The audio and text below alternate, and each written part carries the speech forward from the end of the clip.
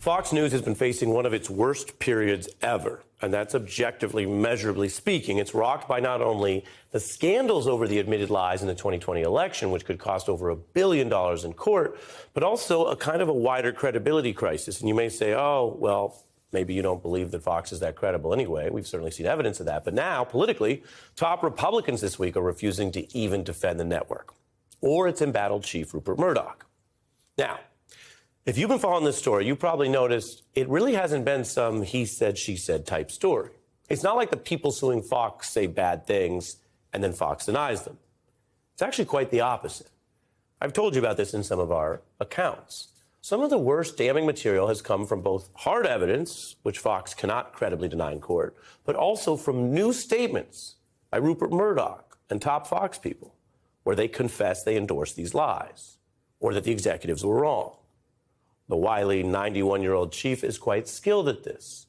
So, when it looks like he's losing, or even close to a surrender, I've told you before, if it's Murdoch, look closer.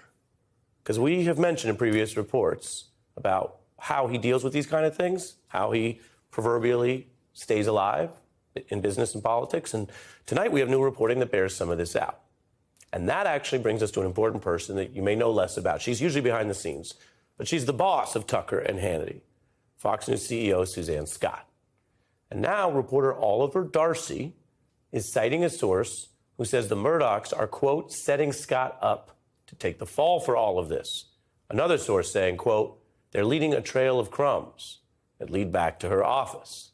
And Murdoch testified that Scott is the one, quote, responsible for everything on Fox News. So even as Murdoch admits some failures, seems to go deeper into a hole, then suddenly looks like they're getting ready to throw somebody else into the hole. Now, this is not some legal strategy of strength. It's not how you start a court case. It's not your first move. But if you're down or down by a lot, it can be a way to try to pivot out of the free fall. Indeed, the very character based on Rupert Murdoch in HBO's hit Succession memorably calls this exact move, over in the fictional version, a blood sacrifice.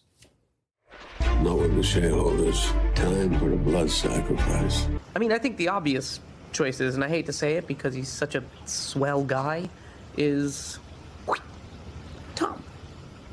Excuse me? Yeah. Tom works. There's kind of a clarity, I think. Yeah. You know. Does anyone care to speak to my qualities? No, Tom looks logical. What?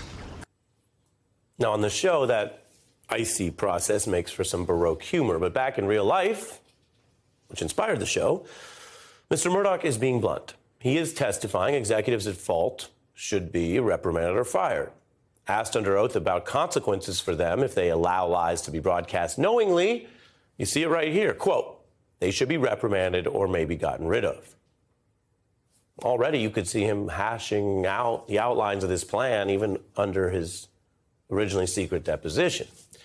Fox News already canceled Lou Dobbs' show around the time these cases heated up. But Murdoch could find himself under fire as well, even as he tries to pass off the blame. Indeed, it's probably because he knows that he's looking at firing such top people or trying to legally blame them. The filing that we have, that we've been reporting on, still does put Murdoch at the top and epicenter of all this.